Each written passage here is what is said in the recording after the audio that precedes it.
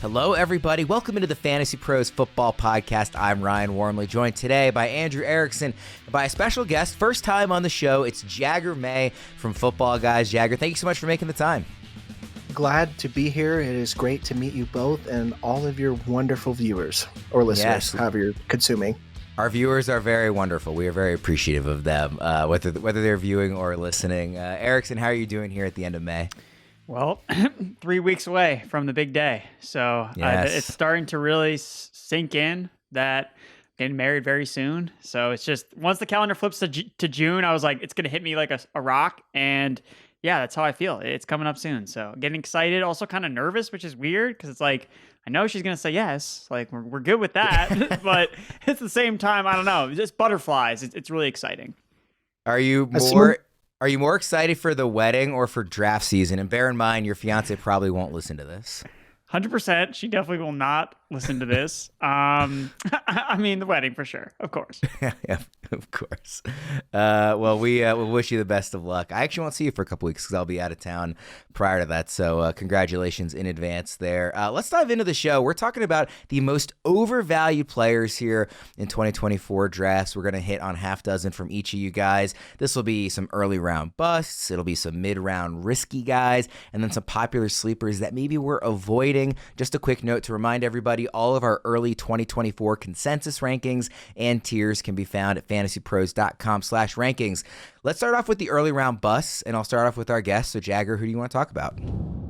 I want to talk about Kyren Williams, especially after I literally just got off a mock draft and been really diving into both Dynasty and Redraft ADP. Kyren Williams is just entirely too overvalued. And I know he had a season that's going to live near and dear to our hearts, especially us zero RB guys who took him late and whatnot. But the writing is on the wall.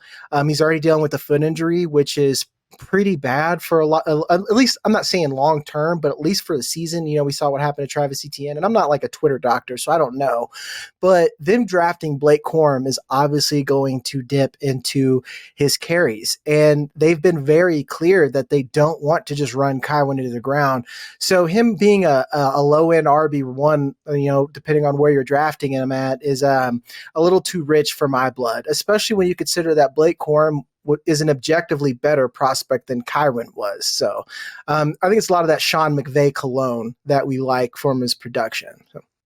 Where do you think he should be ranked? In our expert consensus rankings right now from across the industry, and this is in half PPR, by the way, he's RB7, and I agree that like seems like that's just ripe to be a bust, given the injury stuff and the situation there. At the same time, like, and I actually said this on a show yesterday, outside of Christian McCaffrey, was there a running back that was more fun to have in your roster, in your starting lineup, when he was healthy, of course, last year than Kyren was? Like, no, it was just, so it's like, I get why he's kind of a difficult guy to maybe come down on with a specific ranking. Like I said, he's RB7 in ECR. Where do you have him?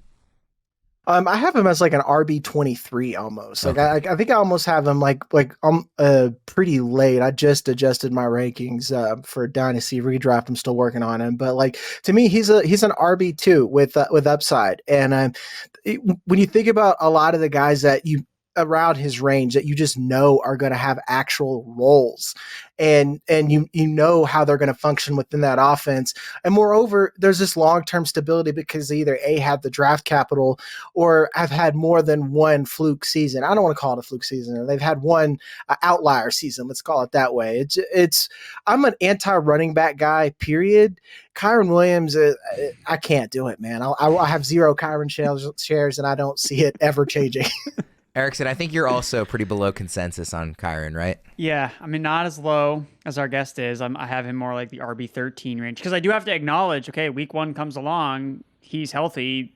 Where are you going to be ranking him in the week one rankings? He's going to be a top 5 running back. So like you have to acknowledge that, like, hey, when to start the season before he gets hurt, before Blake Corum takes over, like Kyren Williams is going to be productive until he's not. So I'm trying to kind of bake that into his ranking as like a low end RB1, but yeah, it was the perfect storm for him last year. Like everything that could have gone his way went his way. Even when he got hurt, the Rams had no one else to turn to, so they went right back to Kyren Williams. That may not happen again this time around because they have Blake Corum. So what if Kyren Williams starts the year with the job, plays really well, gets banged up again? oh, Blake Corum comes in, smashes. Okay, well, Kyren, sorry, we're not going to give you the job again. Like, we've seen Sean McVay run so hot and cold with running backs before. It's like, Yep. I loved this guy last year. Well, who do I love this year? Do I love Blake Corum? Do I love somebody else? And again, it's someone that's fallen victim to the Cam Akers thing more than one time. I just don't want, I'm afraid. I'm afraid to invest this much into a guy like Kyren Williams. And I think one thing I want to point out too, just about part of his production last year. So he actually faced the lowest rate of big size boxes or plus boxes with 8 men in the box, defenders. So again, just going back to the snap share, no competition for touches in the backfield. He was set up so perfectly in this offense. Like it was just the perfect storm for Kyren. I just find it so hard to believe that he can run it back in 2024. Yep. I also wonder if maybe like Stafford another year older. There have been discussions in recent, or rumors, I should say, in recent seasons about, just his health and like, he doesn't strike me as the type of guy who's going to be like Tom Brady and play till he's 45, right? So not that he's going to retire this year, but another step closer to the end for Stafford. Maybe the offense takes a step back, in that sense. He was really good last year, so maybe that doesn't happen, but that could lead to fewer scoring opportunities as well. Remember too, like, a lot of people were down on the Rams because their offensive line was bad. Matthew Stafford was injury prone. But then what happened this past year? Oh, everybody stayed healthy except Cooper Kupp. Like, they were a really good offensive line that performed above expectation from what most people were projecting. And I think one thing too with Stafford's numbers last year for fantasy weren't like elite, but it was his on-field play was really good. And when you look at how the Rams scored their touchdowns, they just scored a lot of rushing touchdowns. Matthew Stafford was 4th in the NFL in red zone pass attempts, but his final touchdown passing numbers do not reflect that whatsoever because it was Kyren Williams that was scoring all the touchdowns. We know touchdowns can be fluky year to year, so if Kyren then takes a step back in terms of how many touchdowns he's scoring and it's going through the air through Stafford's arm, then that's another argument against Kyren Williams next year. Yeah, and I think, Jagger, to your point, like at the point where you need to draft Kyren Williams to actually have him on your roster, I think it's very likely, like not even just that there will be other running backs I prefer, but that I'll just be more likely to say like, oh, I'll go for an early tight end, or oh, more likely than not, I'll want a wide receiver here. Is that fair to say? Yeah, and that's like a lot of it too. It's not just what the risk of what you're taking. It's what you're leaving on the board, especially when you look at the tiers of where like wide receivers go, especially in one QB. Like those high end pass catchers are pretty much gone after the 4th or 5th round, and then you're got a lot of hopefuls, or you're playing the streaming game, which no one likes to play with wide receiver. Running back and quarterback can get away with that. It's hard to do that with wide receiver. Then you think about the positional upside of tight ends. It's just Kyren Williams is just a crazy pick in my opinion. Yeah, I think we're all pretty in lockstep there. Let's go to the next one here. Erickson, who is your first early round bust? Going with Deebo Samuel, wide receiver for the San Francisco 49ers. It depends on what year it is when it comes to Deebo, because one year he's a wide receiver 1, and the other years he's like outside the top 36 because he's dealt with injuries. So I think that's something to kind of note with Deebo. He's a very physical player, and he gets banged up a lot because that's how he wins, is yards after the catch, playing physical. And what he did last year, very impressive, but he scored the second most fantasy points above expectation than any other wide receiver. So even though he was a fringe fantasy wide receiver 1, he was wide receiver 26 in terms of expected points per game. So just looking at how he's used in this 49ers offense with all of those other playmakers around him, like he's performing above expectation based on the amount of targets he's getting. Last year, he had the most red zone touches among any wide receiver. Him and Christian McCaffrey were basically gobbling up all the touchdown opportunities. Brandon Ayuk had fewer than 10 red zone targets. And this is after a year in 2022 where Brandon Ayuk actually led the 49ers in red zone targets. So the way that this offense is designed, it changes from year to year, how Kyle Shanahan likes to attack the red zone. So I'm expecting, if Deebo Samuel is back on the 49ers roster, that he's just not going to be able to score as many touchdowns as he did last year. Again, you're looking at the rushing production as well. That's something that's difficult to rely on year over year. He's another year older. Are they going to be wanting to bang him in between the tackles and taking him on jet sweeps? It's part of his game, but also increases his injury risk. And looking at the kind of reading the writing on the wall with Deebo Samuel and his future with the 49ers potentially. In the Super Bowl, he was awful. He caught 3 of 11 targets. He had a 30% target share. He had 33 yards. Now I know, again, he was dealing with a shoulder. It was either shoulder or collarbone injury. He may not have been 100%, but that's part of the Deebo Samuel package you're signing up for, a player that's going to have to play through injuries. And what have they done since the Super Bowl? Drafted 2 wide receivers, re-signed Juwan Jennings to an extension, and taken trade requests for Deebo Samuel. We don't even know if Deebo Samuel is going to be on the 49ers. if they trade him after June 1st, they can save $22 million against the salary cap. Now, I'm not out here projecting he's going to be traded onto a different team, but if he's on a different team, like, that brings up more question marks about how effective Deebo Samuel is going to be at 28 years old as a player with a long injury track record. I just don't feel confident drafting him as a top 15 wide receiver for a lot of those reasons. And I'm just really high, particularly on Brandon Ayuk versus Deebo Samuel. I think this is the year where Ayuk really takes over.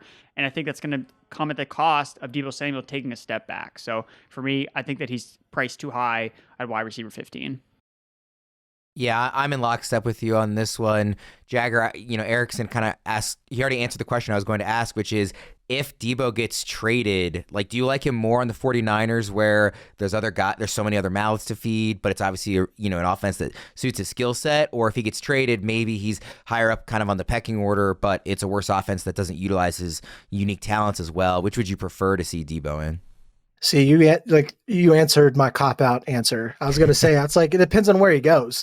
If he goes to another Shanahan or more Shanahan and less McVay system, I'm here for it. Because if you look at someone like, and he's not going to go here, obviously, because it'd be even more of a nightmare, like the Packers. Jaden Reed is their Deebo. If you look at these clone offenses, I see something for Deebo. But he's not the greatest route runner or anything like that. And he has to win in very specific ways. But, like, let's say if he goes to somewhere like, I'm a Pats fan. People are like, we want Deebo. And I'm like, I don't want Deebo because I don't know if we can use Deebo properly. So like, cool. I got this really expensive running back that's not very good at running back, but not very great at receiver. And like, he's a great athlete, but we can't use him. It just like, and this is why, especially in like Dynasty, other formats, I don't like keeping tweeners. Because it takes one thing to change their situation, and you got kind of a useless asset going forward. And I like I said to Andrew, you picked a player I routinely disliked and not drafted, even when I've looked kind of silly because he somehow keeps producing. But that's what happens when you're in the best offense in the NFL. So. Yeah, I've turned down multiple trades like where somebody was offering me Deebo over the years because I'm very similar to you. He's just never a player that I'm like dying to have on my roster or that I'm very confident in long term, even though it has burned me in a couple of seasons. He's ranked in the consensus rankings as wide receiver 15. That feels too high to me. Where do you have him, Jagger? I have him right at wide receiver 18, 19 because of the upside. And it's like, I'm pretty low on him. I think he's a wide receiver too. But what keeps me from putting him, like burying him even lower is because until he's not a 49er, I can't like sanely justify it. But it's one of those cases where I kind of talk out of both sides of my mouth where it's like, according to my rankings, yeah, he's a value, but I don't roster him, it's a perceived value type thing, By the way, longtime listeners of the show will be happy to hear somebody actually use that phrase correctly. Erickson likes to say he's talking out of his mouth, which I think I brought that expression up on every single show I've been on this week when you corrected me on it last week. Yeah. Well, it's nice to have somebody who actually knows how to speak out of their mouth here. Jagger, let's go to you for your next early round bust here. It's Davante Adams, and I feel like I personally attack people because I'm throwing stones at our heroes, and it's not Davante Adams the player; it's that he is a Raider. I went on a show and we used corporate superlatives to describe players and teams, and Raiders have a fast, fun-paced working environment.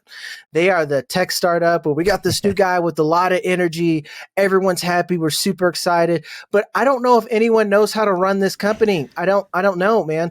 Like, what about Luke Getsy that said, you know what? Bring him over here. Give me some Luke Getsy. And he's like, I'm going to get him as quarterback. You know who it is? Gardner Minshew. So when you look at Davante Adams' points per game, it has fallen off since he has left the Packers. And I don't think that is indicative of so much him as like a player in, his age, even though he's 31, and more that, hey, man, maybe Jimmy Garoppolo is just not as good as Aaron Rodgers. And again, Gardner Minshew had a great year with the Colts, but I don't think we give Shane Steichen enough credit for what he did to that offense. Like, we're going to eliminate one side of the field, and you're going to hyper focus on Michael Pittman. That's all you need to look at is Michael Pittman. And then when you're not focused there, you're going to hand it to two of our running backs. And essentially, I guess that's what the Raiders are going to do. But I don't trust Luke Getsy to do it as well as Shane Steichen has done it. Like this feels a lot of wishful thinking and a lot of good vibes. Like we're running on good vibes, and I'm waiting for the wheels to kind of fall off the Raiders train. And I don't mean that because they're fun to watch. And you want to talk about like just fun, enjoyable football. I'm rooting for this Raiders team, but not from my roster. Erickson, where do you have Davante Adams ranked? I feel like he's not somebody that has gotten actually a lot of discussion on our shows throughout the offseason, at least not the ones that I've been on. But, I mean, you think of him as like one of the superstar wide receivers in the NFL. Like even his down year last year was pretty good. Obviously, like the major questions at quarterback that Jagger brought up. But I just feel like we haven't really discussed him that much. Where do you have him ranked? I have him wide receiver 12, and I think it's more about his just overall body of work. And I don't see him falling outside the top 20 receivers. Like, I think you're going to draft him as like a wide receiver 2, and I think that he's probably going to be a wide receiver 2 because what has he shown that would prove otherwise?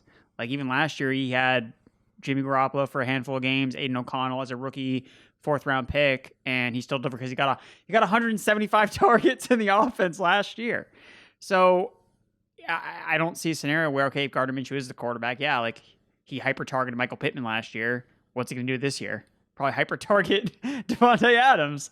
So I think that he does come with a floor where he's getting so much volume in the offense that you have to kind of rank him potentially in this range. But is it an upside play? Like, probably not. Because, again, you have question marks about the quarterback play. You know, you'd have question marks about Luke Getsy. You know, how is he going to make this all work together? I mean, we gave him one of the most athletic and exciting quarterbacks last year in Justin Fields, and I mean, it wasn't fun. Like, it was not a fun ride. So what are we expecting this year? It's like Davante could end up in a scenario where he gets his way out of Las Vegas altogether. Like if he's like, I'm fed up, like I want to win. Like, cause that's when he went there originally was to like win with Derek Carr. And then, I don't know really what he was thinking, but that's ended up happening when he went to the Raiders. So again, he just plays so much and he just commands such a high amount of targets in that offense. It's like, you see where he does offer a floor, but I guess, you know, you're hoping that he can kind of turn into like a Mike Evans-esque type of season where he kind of shocks everybody, be like, oh, well, he's just that good. He's a little bit older than Mike Evans. He's 31, and he's definitely not going as late as Mike Evans was last year. So I think those are some concerns about Davante. And, you know, looking at him in my ranking at wide receiver 12, it really is probably more about the name brand than necessarily projecting him with this offense. What if I told you he never got more than 12 points per game all last season? Like not points per game. He never eclipsed 13 points, fantasy points at PPR. That's just what scares me. When we talk about a 32-year-old wide receiver, it just like, you know, all the things that you said, again, talking out of both sides of our mouths as we keep that joke rolling. It's like all the things you're saying are right, but it's like, and again, I'm a dynasty guy, so it could be dynasty brain on here. It's like, I don't even see Davante Adams on the draft board. I'm like, 31, you want me to pay for him at the turn? Bye. You know? All right, Erickson, one more early round bust. Who you got? I know you're going to love this one, Worm. I'm going to go with Derrick Henry. And it's funny because we talked about Derrick Henry on the last show we did with the bold takes. Debro and Joe are all over Derrick Henry, and I'm just kind of sitting in the background, like biting my lip because I was like, I don't like Derrick Henry as much as everybody else, but I don't have a chance to talk about it, so I'm going to talk about it now. So for me, when I look at running backs that tend to bust year over year, a lot of it is about projected volume and projected role in their offense. When you talk about Derrick Henry, and the guys highlighted this on the show that we did earlier this week, it's the touchdown potential, right? Oh, he's playing on the Ravens. Oh, he's going to score so many touchdowns. Oh, Gus Edwards scored 13 touchdowns last year.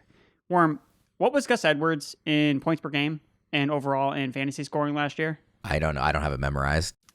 Well, he was RB 32 in points per game. Okay. He scored 13 rushing touchdowns, and he was RB 19 overall. He posted a 25% bust rate using the FantasyPros Boomer Bust tool. That was second highest among running backs inside the top 20. You know what the highest bust rate last year among running backs that finished inside the top 20? It was Derrick Henry at 31%. So for me, this is just a lot of projection on a running back that, hey, he's just going to score double-digit touchdowns and that's all that matters. Well, he's not going to catch passes. Okay, that we care about that. Half PPR, full PPR. Derrick Henry doesn't catch passes. He's playing an offense that no matter how much they talk up, we're going to involve the running backs in the passing game. It never happens. And it's not going to happen with Lamar Jackson. I know we can agree on that, Worm, even if we disagree on Derrick Henry. And then when you look at Todd Monken coming in, and even the Ravens historically have always used a running back by committee, a thunder and lightning approach. How many touches is Derrick Henry actually going to get in this offense? And I want to point to a quote that Monken talked about where, I would love to give, and I'm paraphrasing a little bit here, I would love to give Derrick Henry 300 carries because that means we're winning a lot of games. So what is that saying to the people that are listening?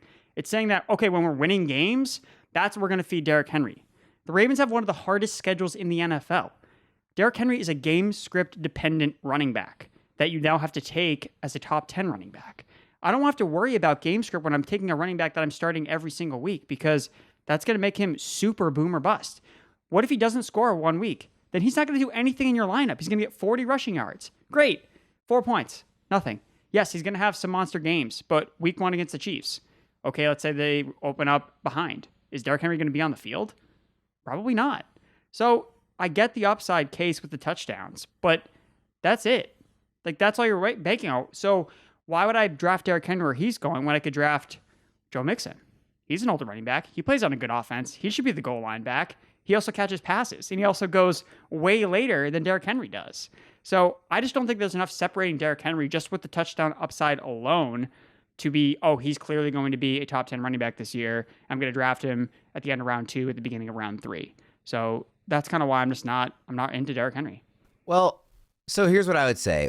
Number one is, yes, he might be going as a top 10 running back, but it's like the back half of the third in drafts that I've seen. That's not that heavy of a price to pay. I don't think for a guy who I don't think you can just kind of throw aside the touchdown, the likelihood of him getting double-digit touchdowns, and not just double-digit touchdowns, but again, if Derrick Henry is healthy, I've said it 1,000 times. The Ravens do not want to run with Lamar up close to the goal line. They want to run with the running back. That's why Gus Edwards scored a dozen touchdowns, and Derrick Henry is better than Gus Edwards.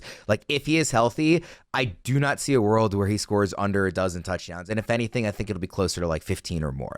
He is going to score a lot of touchdowns if he is healthy, which he's a 30-year-old running back. Maybe he's not healthy. That's an entirely different sort of red flag to be worried about. The other thing is I'm not worried about game script at all. I know the schedule is hard. They have faced difficult schedules in previous years as well.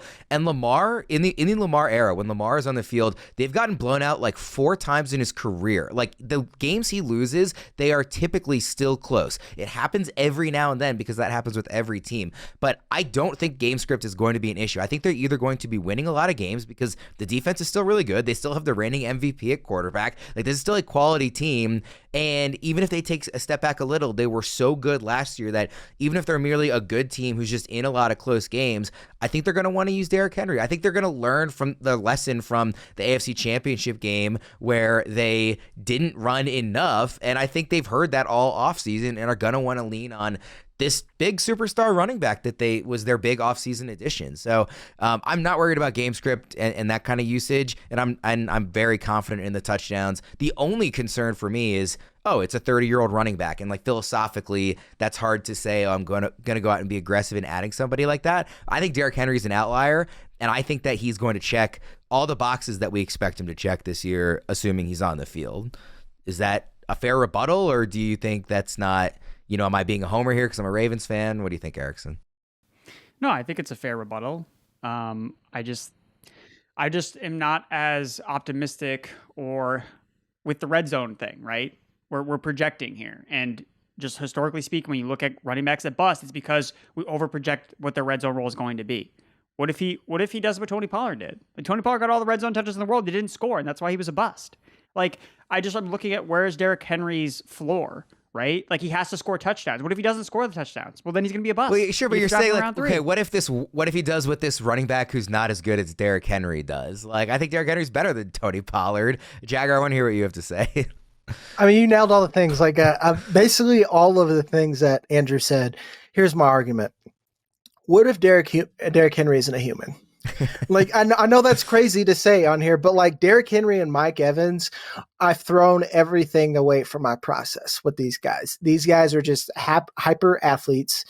And And that's why I'm willing to pull the trigger. I don't go out of my way to get Derrick Henry because it's the age thing for me. And to kind of prove Andrew's point, the more that I think about it, because like I get Derrick Henry, and I don't tell anyone else not to draft him, but I don't draft him because we saw the decline last year. Once you see it, it's fast with running backs. Tajay Spears was an objectively better running back than Derrick Henry was, but he is going into an objectively better offense. So when you want to talk about, like, I think Derrick Henry's the riskiest player on here, and I think because of his upside, he is worth he's worth the risk. So, and to give, like, again, like, I know I'm kind of like proving both your points, but I'm leaning with Ryan here because, again, I like the upside.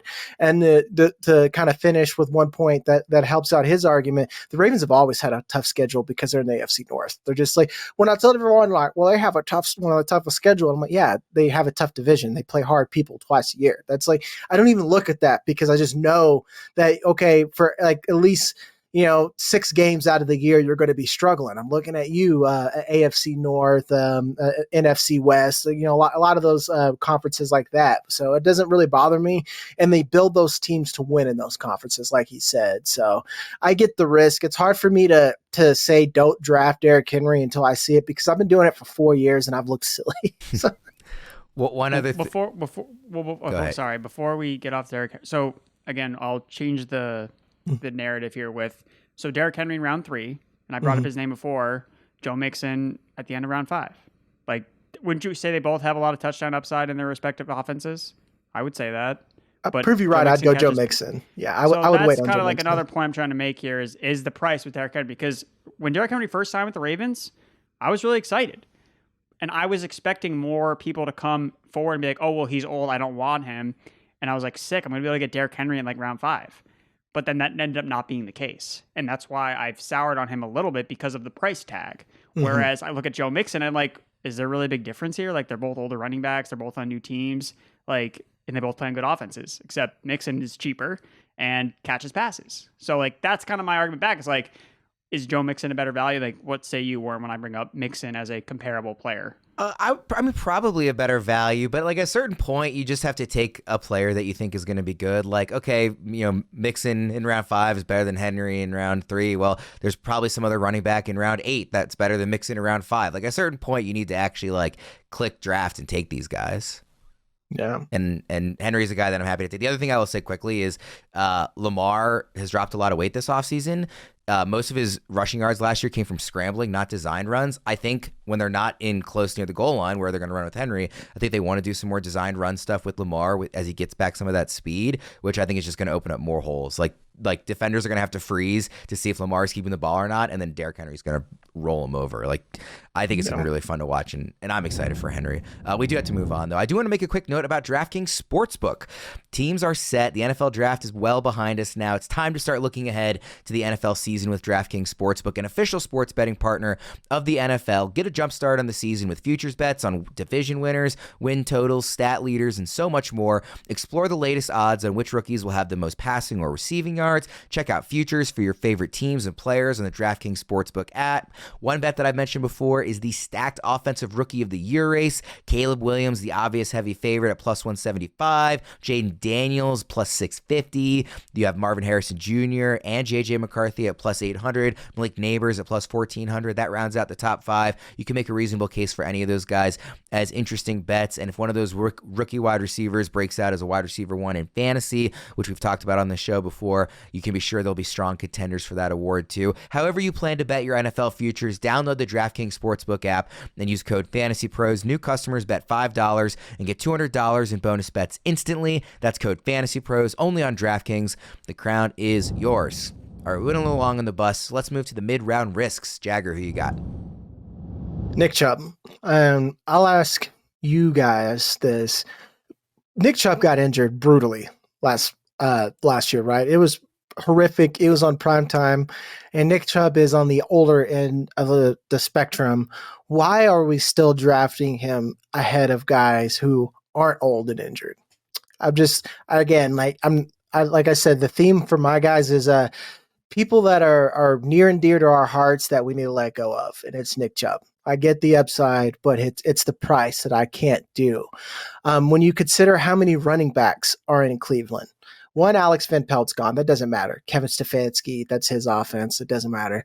But they have Jerome Ford. They've got Pierre Strong. They have they just got Deontay Foreman. They've clearly prepared with their offensive moves for Nick Chubb to either A, not be available right away, or B, not to be 100%, which is actually both those things could be true. So it's really hard for me to justify drafting Nick Chubb at where he is going right now for the cost.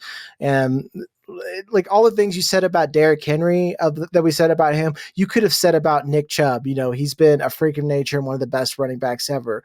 But I do think that he is a little bit more human than we are letting on. Like, say if Derrick Henry had this gruesome of an injury, I'd be saying the same thing about him. And again, I think he is like the juggernaut. So, yeah, I think people want Nick Chubb to be back in his usual self because, I mean, a lot of people would make the argument he's the best kind of just pure rusher in the NFL, or at least has been the last couple of years. A really fun running back to watch. But yeah, I just don't think you can possibly overlook an injury to that degree. Erickson, what do you think about Chubb this year? I really don't know where to rank him. To be totally honest, I kind of just have him in there because I'm like, what does the market think? Like, where is his ADP? Like, it just, I don't see how anyone can like confidently rank him. Like, he's going to be this running back this year because we just don't know how he's going to return from his injury. And it's like, if I want to push my chips in on any running back returning from such a devastating injury, it would be Nick Chubb. It's true. Like Jagger had mentioned, it's just like, this guy has overcome everything. He's always been on bad teams. He wakes up, averages 5 yards per carry, no matter what. But yeah, you're like, how do I have the confidence like drafting this player? Like, I think I've drafted him in best ball when he like falls past his ADP, but it's like, is he falling for a reason? Like, I'm only taking him because he looks like a value now, but when the report comes out that he's going to miss this first 6 weeks, he's probably going to go even later in drafts. And we just see this all the time when guys come off their ACLs to start the season. They're just not as effective another year. It's that second year removed from the ACL that they get their explosiveness back. It takes a little bit of time. So even if Nick Chubb is quote unquote healthy and playing, is he actually still the same old Nick Chubb? And they did bring in a bunch of other running backs in Cleveland. You already have question marks about the offense in general with Deshaun Watson. You know, he's going to be starting quarterback again. So what does that really mean? So yeah, I think we just need more information really when it comes to Nick Chubb. And I think that there's a point when it's probably worth the upside to take a shot on Nick Chubb because of the talent. But where does that begin is still a big question mark.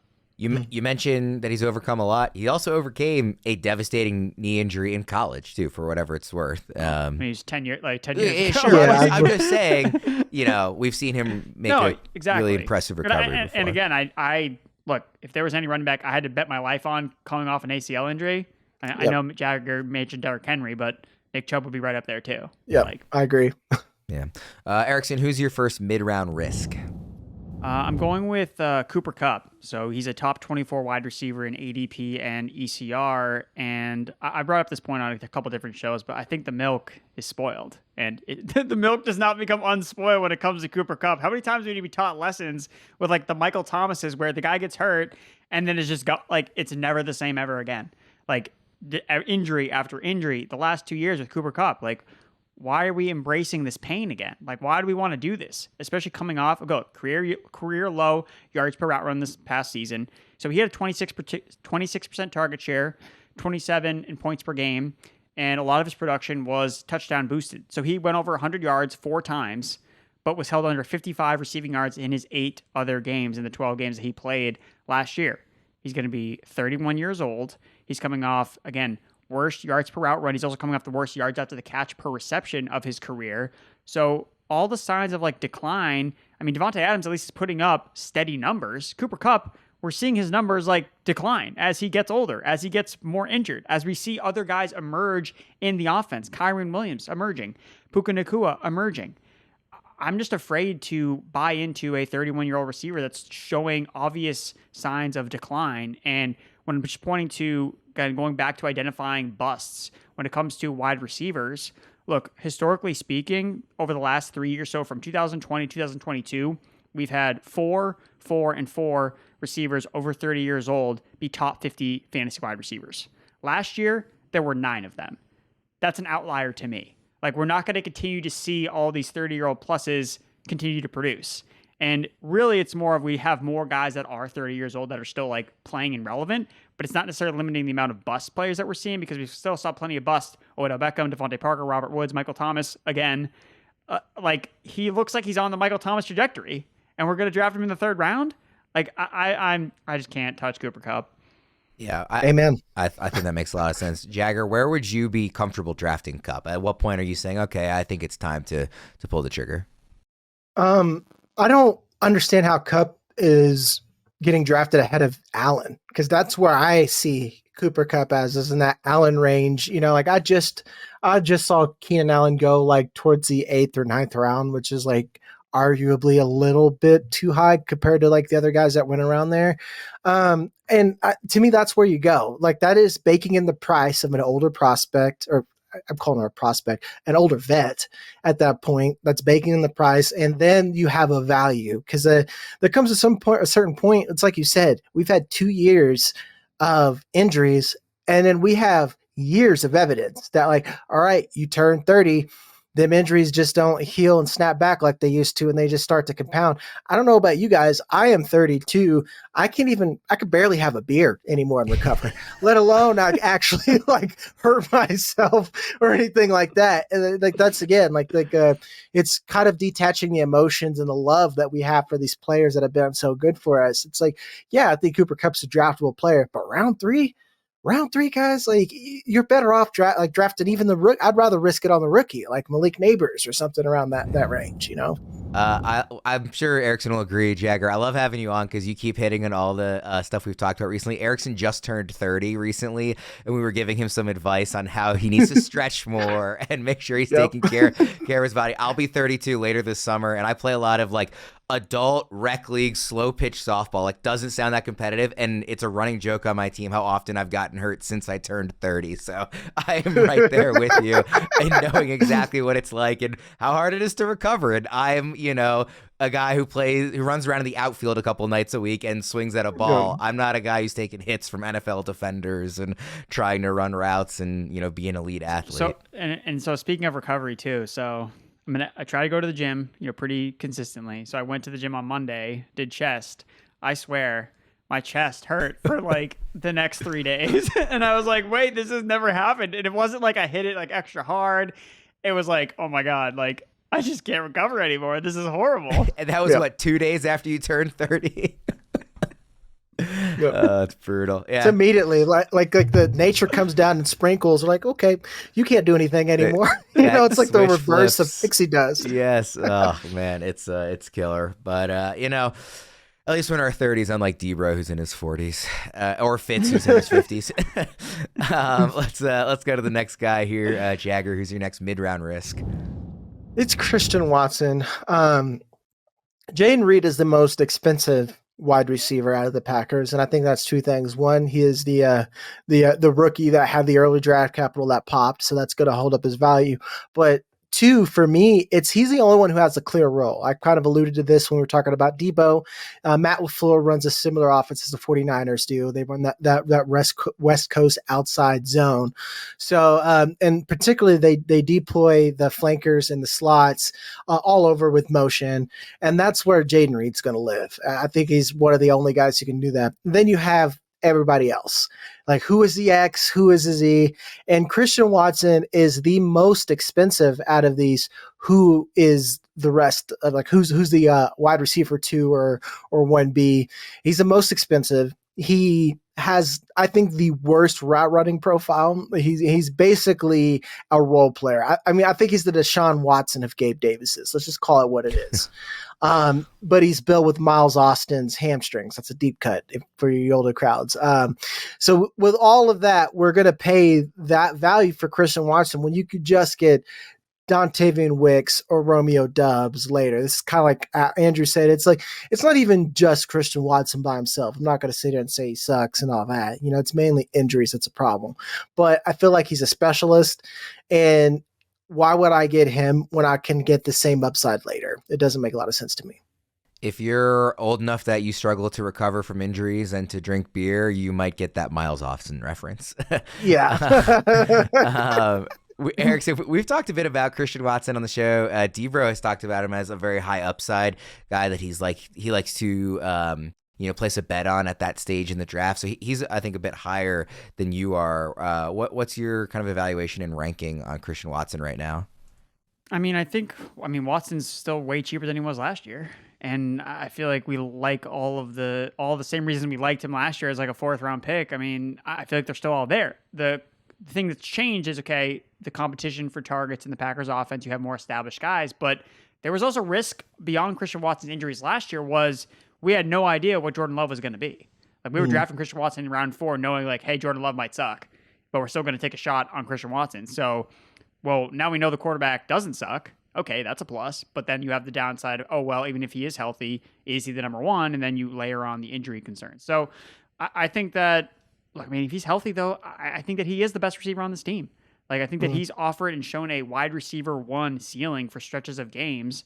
Like, as a rookie, he was so electric. And I don't think that the price is really so egregious where I can take a shot on a guy that I think has a legitimate path to be a fantasy wide receiver 1 because we've seen him do it. Even at the end of last year, like when he was healthy, like he was scoring touchdowns left and right.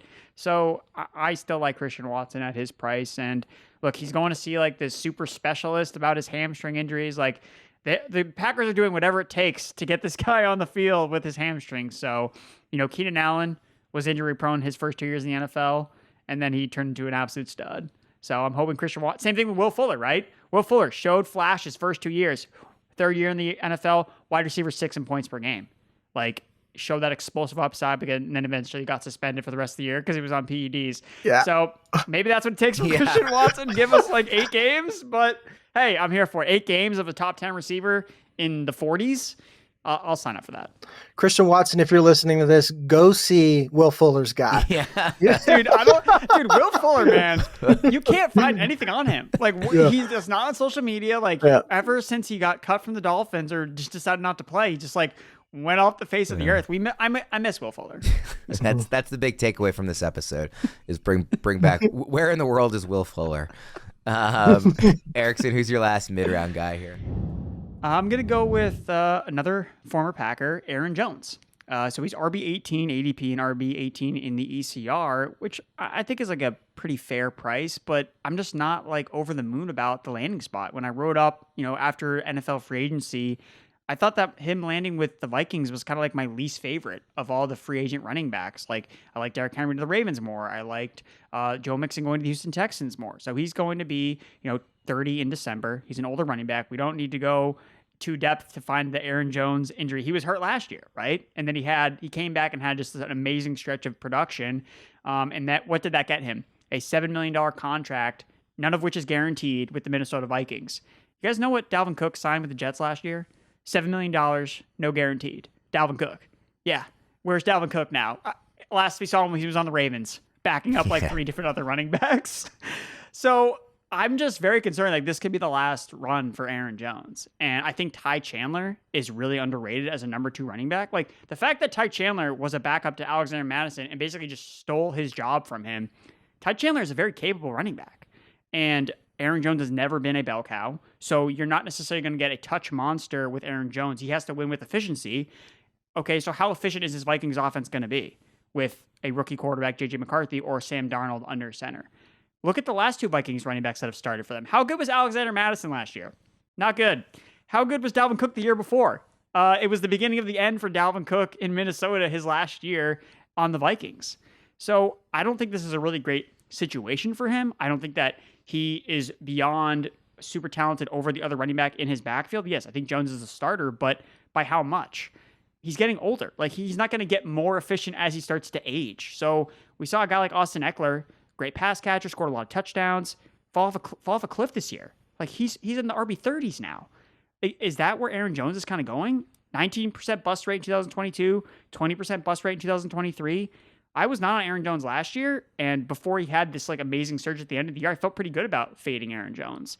And I don't really see his change of scenery landing with Minnesota, where you have Chandler who has a capable skill set in his own right. He's already shown that he can beat out another running back.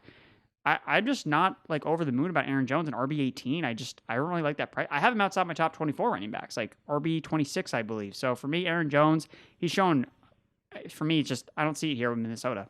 Quickly, Yep. Erickson, before I ask Jagger about him, the receiving production, because that's even when he has been a high level fantasy running back, he's gotten a ton of that production from the receiving game.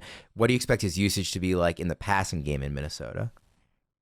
I think it's gonna be fine. Okay. I'm not like, oh, he's not gonna catch any passes. No, I think they probably will, especially without T.J. Hawkinson to start the year.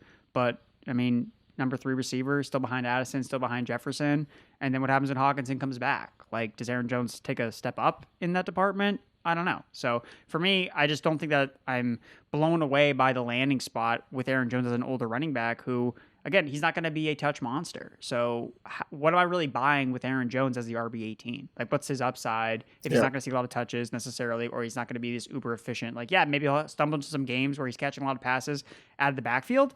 But how long is that going to last for? So, Jagger, how are you ranking Aaron Jones? I mean, obviously the super strong finish to the season, but injury and ineffective throughout the year before then.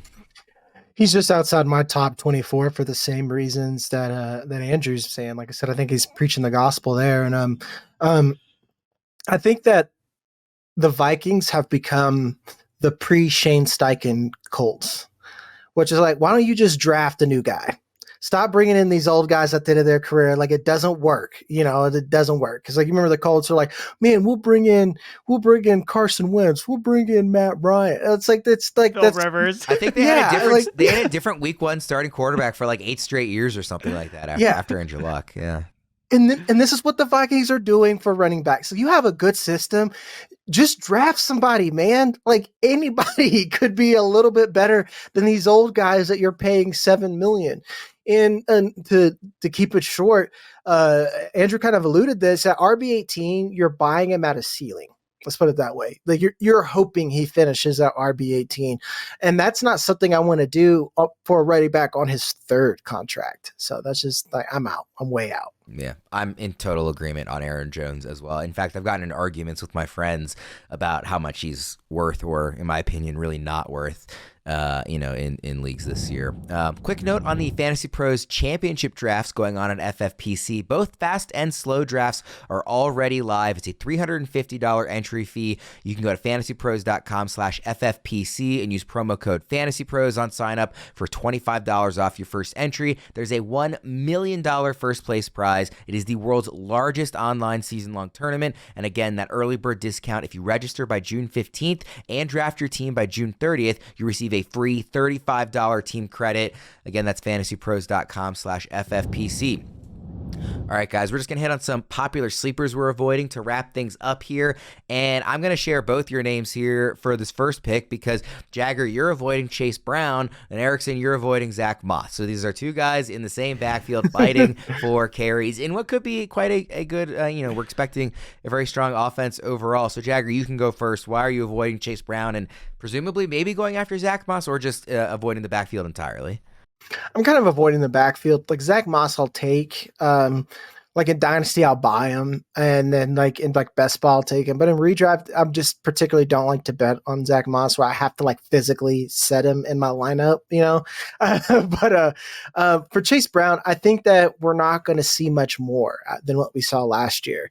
He's not a great runner, and then and this is what I want to tell people too. This is a kind of a tale of two teams here. I'm not trying to go to talk about the Titans, but why I have a little bit of reservation about the Titans. The Bengals never had like an inventive offense.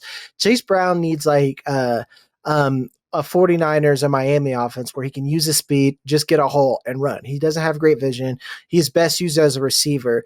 So like when you have Zach Moss, who was an incredibly efficient runner last year, he's not special, but he can get the job done. He's clearly, especially what they paid him, he's clearly the early down back. So what am I buying Chase Brown for? Am I buying Chase Brown to be a Zach Moss handcuff? Does that sound good? I just don't understand it. And especially around his range, there's other guys that I would rather be excited and ultimately disappointed in later. So, Erickson, are you avoiding the backfield entirely as well, or are you specifically going after Chase Brown because you don't believe in Zach Moss? I do not believe in Zach Moss at all. I think Zach Moss, like every time I see his name, I'm like, is he the worst pick in fantasy football? Is it Zach Moss? And I don't mean to be like super mean to the guy, but if I'm looking at we're always talking about who's this year's Puka Nacua, who's this year's Kyren Williams, who's this year's Alexander Madison. To me, that's Zach Moss. That's like fair. A guy that we're just like projecting. Okay, he's going to be the starting running back for a good offense. We feel good about that. But when has Zach Moss ever actually earned playing time? Last year, right? So JT has this holdout suspension thing going on. Deion Jackson plays arguably the single worst game you could ever play with like 100% snap share in week 1 for the Colts. Evan Hull breaks his arm or gets injured out for the season. And then they're like, okay, now we'll give the ball to Zach Moss. Like, if he had not gotten that opportunity because of all those injuries and all those things that happened in Indianapolis, Zach Moss wouldn't even be on a team right now. Where was Zach Moss in dynasty rankings before the beginning of last year? Nowhere. He was on every single waiver wire because he's not a good running back. Like, he's not good. And he's not been not good for his entire NFL career. He's been beaten out by Devin Singletary. Devin Singletary is like the most replaceable running back. We talk about it and joke around it. That's why we like Tyrone Tracy. Like, because we think he can take Devin Singletary's job. Devin Singletary wiped the floor with Zach Moss. And we're expecting Zach Moss to step in and be like, oh, he's going to dominate touches over Chase Brown. Chase Brown earned touches alongside a healthy Joe Mixon. That's saying something. Zach Moss has never earned touches alongside another healthy running back that was at least somewhat good. That's never happened before. So I just think that Moss has never shown anything where he can actually earn and win a backfield. I don't think he can do that. Chase Brown did it at Illinois. He was a workhorse bell cow at the college level. And even last year as a rookie, barely played the beginning of the year. He was put on an injured reserve, facing a wicked uphill battle. Joe Mixon was being productive, and yet they still found ways to get Chase Brown onto the field as a day 3 pick. I think that really opens my eyes to how they view Chase Brown, how like, hey, we have to get this guy on the field. And he delivered when he got the opportunities to play. We were worried about Joe Mixon, like, guys, how are we feeling about Joe Mixon? Chase Brown keeps eating into his workload every single week. So I think that Chase Brown, with the explosiveness that he can offer as a receiver out of the backfield, that's who I want in this Bengals backfield. I want Chase Brown, and Zach Moss, to me, is a plotter, a running back that's super replaceable. And I think what's most ironic about him signing with the Bengals, the last start he had for the Colts, 84% snap share. He had 13 carries for 28 yards, 2.2 yards per carry against the Bengals. And they signed him to a contract. Don't know why. Well, I was gonna mention that on the fact that they signed him pretty early in the free agency period. Did they not? Am I misremembering that? I thought it was like, I mean, it was early. So like, doesn't that tell you that, like, you know, they gave him $4 million per season and $3 million guaranteed? Sure, that's. But if they thought Chase Brown could handle the role, wouldn't they not have gone and immediately signed a player who was theoretically not very good at theoretically the least valuable position? I mean, they knew they had to add a running back to replace Joe Mixon, and they can't just have one running back on the team. Like, they have to sign somebody. So it was either that or draft somebody. And they're like, oh, Zach Moss is available. Let's just sign him. I guess I tend to kind of lean, I think, with Jagger, A, in terms of ranking this backfield, but B, the overall point being, I might just be avoiding this backfield and not wanting to take the swing and try and guess who it's actually going to be, because I think there's red flags with both of these guys. And you know, there's maybe positive arguments too, but I think I'm probably just going to avoid in the area that they're going. Jagger, who's your other sleeper that you're avoiding? It's Ben Sinnott. And this hurts for me because he's one of my special prospects that I love. I love Ben Sinnott in a vacuum, but especially in redraft, guys, we need to really cope with reality. Sam Laporta is an outlier. He isn't. They don't make Sam Laportas they don't grow on trees. I've done this game.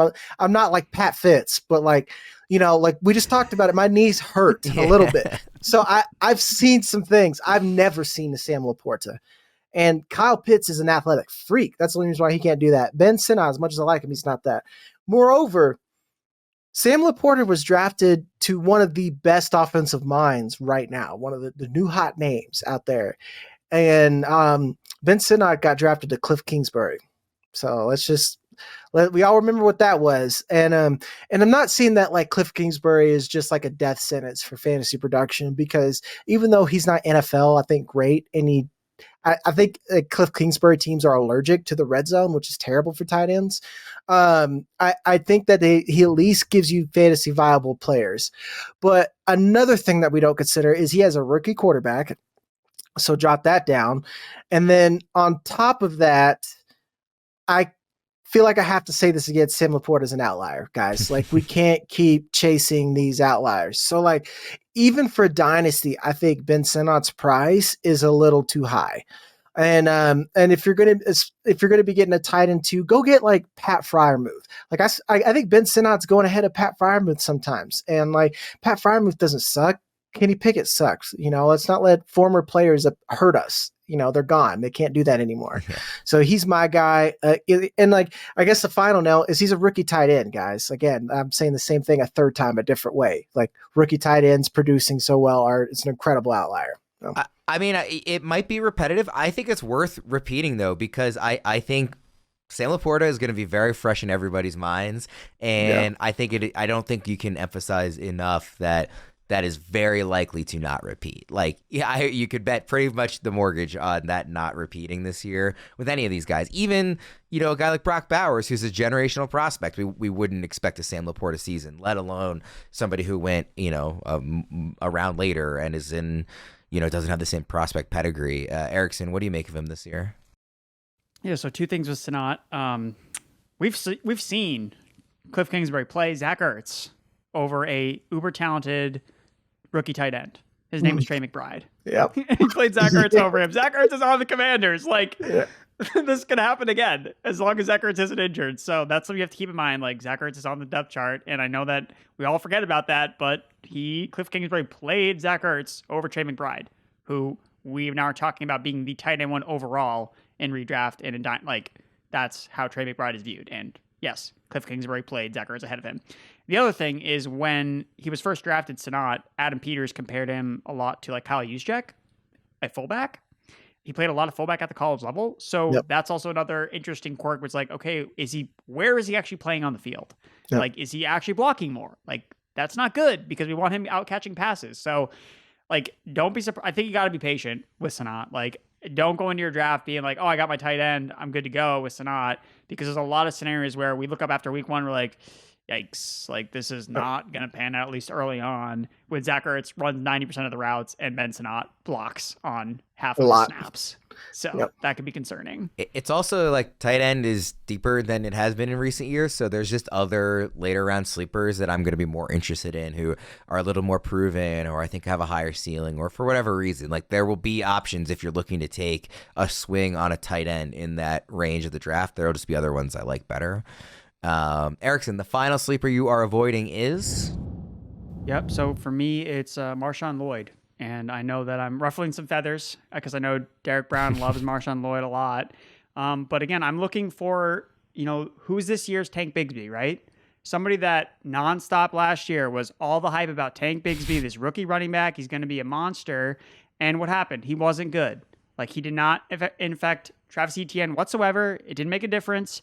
And I kind of think MarShawn Lloyd is more of a Tank Bigsby type of player, where I think that he's being talked up a lot, but why are we excited about drafting a running back as part of a three-way committee? Like, I know that we're using, the coach speak about MarShawn Lloyd is he's going to be more involved. LaFleur loves to use multiple running backs. If you look at Coach Speak Index over on X, like, this is what LaFleur has said about Josh Jacobs. I do think he's very capable of being a high-volume feature back when he's getting the bulk of the carries, but we'll see how it plays out. And then talking about the running back rotation, typically we like to platoon those guys, whether it's 2 guys or 3 guys. Josh Jacobs, A.J. Dillon, MarShawn Lloyd.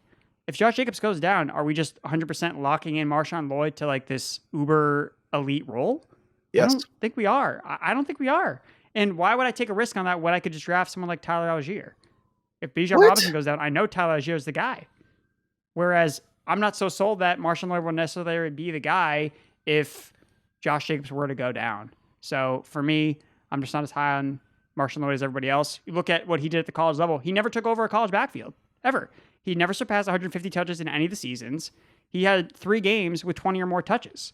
What screams about MarShawn Lloyd that he's a uber bell cow?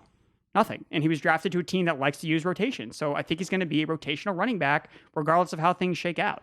So I'm I'm just not into the upside that Lloyd has or is perceived to have. So Lloyd might have been my favorite running back during the the draft process this offseason. I think anybody watching on YouTube can see what Jagger thinks about Erickson's point here. So I want to toss it to you here. Okay. Josh Jacobs had one of the least efficient seasons of his career. And you want to talk about bus meter, anything that indicates that an elite running back is probably poised for a bust season. Josh Jacobs is at the top of all those lists. Moreover, I know you kind of hit on this, but to emphasize it, the Packers have never had like a running back eclipse 60% market share. And moreover, Josh Jacobs, he's clearly going to be in the early down role. Then for your other point on there about the three down, the three-headed backfill, what about AJ Dillon says that he's going to get touches? They paid him, they but brought I him think, back. They didn't have to bring him back at all, but they did. I think they just brought him back because they have a back that understands the system, and if anything happens to Josh Jacobs, they could pop him in. Two, Josh, we're talking about funny money. Josh Jacobs, and again, maybe like we're talking about redraft now, and this may be more a little bit dynasty on there. I don't know if he's going to be the guy for going forward. So I feel like they're going to be ready to pull Lloyd super fast. And then my last point on there, you remember that guy, Cliff Kingsbury, that I talked about? What if I told you that he was at USC during that time, and then MarShawn Lloyd was next to football Jesus, essentially, like Caleb Williams? So, and then when you look at how the NFL's moved, where we don't have a workhorse anymore, you want a running back who does the most with limited touches, and that has been the definition of MarShawn Lloyd's college career. The only point that I will concede to some that I'm surprised he didn't bring up was the fumble issue. So around his range, when you think about the best hit rates, you always want to go for the younger running backs or younger players in the deeper ranges, because most of the time they're the ones who hit over the veterans. That's just me. I just like MarShawn Lloyd. I haven't let get past me in any format, essentially. I'm a strong MarShawn Lloyd guy. Andrew, you have offended me and I am hurt. Well, I mean, but you even but you kind of shed light on it too, where you talked about if Jacobs goes down, they're still going to use AJ. So you're okay with drafting a guy who's never going to be the bell cow. Like that's kind of what some of you were saying. No, I'm saying that AJ Dillon will get carries finally when Josh Jacobs goes down. What I'm saying is that like you know how you describe Zach Moss when you went on a full Kendrick Lamar just shred of Zach Moss. That's what I think of AJ Dillon, essentially. That like it'll take like a horrible catastrophe for AJ Dillon to be like a fantasy threat. And he won't do it because we've seen it. We're like, oh, it's AJ Dillon week. And then he comes out and gives us the weakest 8 points I've ever seen. Like we know what we've seen in AJ Dillon, but all the indicators think that I think MarShawn Lloyd is a high upside guy that I'm willing to bet on.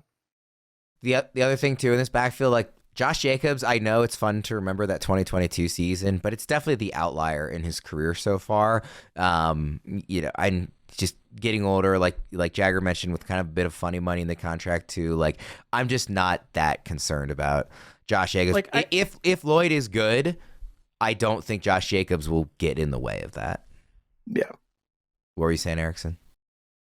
I don't know. I feel like this is more of a, like, for example, like last year, maybe it's not a Tank Bigsby scenario, but more of like a Zach Charbonnet scenario where there's just two, like we liked Charbonnet last year, but like Kenneth Walker. Yeah. So I'm trying to appease a little bit. I'll accept it. I'll allow it. Because it's like, if you drafted Charbonnet last year, like he didn't really pan out. Like you had you thought he could be an upside play because like maybe they use him a little more than Ken Walker.